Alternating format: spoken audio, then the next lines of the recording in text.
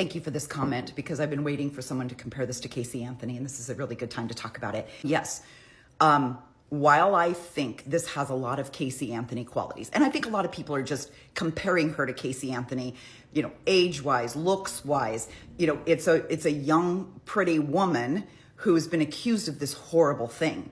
I think if the roles are reversed and it was a dead wife and it was the husband, just like it was with Brian Walsh that I covered a few months ago, people were like, get him. But when it's a woman, people are like, wow, I don't know. It's just so circumstantial. You see, universally, I mean, you're welcome to come into the comments and disagree with me, but universally, don't we kind of all think Casey Anthony got away with murder?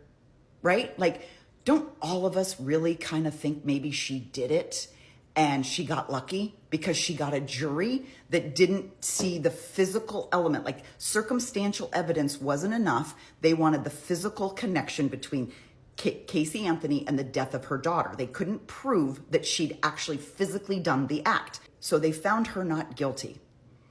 But also, it's been almost 20 years, and I would tell you, I think Casey Anthony is a cautionary tale.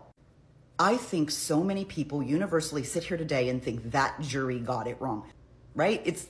I don't think I'm saying anything controversial. And as you'll notice, over time, juries, the thought process of juries has changed, and the way prosecution presents to juries and the closing arguments and the juror instructions have varied over the years, right? Judges are more quick to say circumstantial evidence is still evidence. Like, even if it's circumstantial, you should consider it. And people have been convicted and put in prison for life with less evidence, either circumstantial or physical, than what's against Kouri Richins right now. Because I think juries are starting to understand that the circumstantial piece is just logic, right? So even though there isn't a physical moment, there isn't physical proof that Kouri, like, somehow got the pill from her hand into Eric's mouth, that doesn't have to be proven. All the jury needs to understand is that there's motive and there's circumstance, and logically, if she's the only one in the house and she has possession of it and it somehow ends up in his stomach and they had drinks together, then they logically have to piece that together.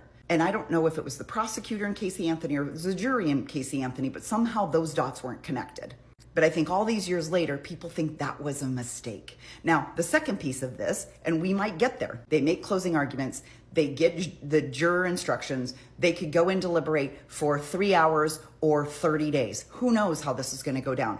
If they come back and they find Kouri Richins not guilty, be honest with you, deep down inside, I'd be okay with that, because I know she's going to be Casey Anthony'd for the rest of her life.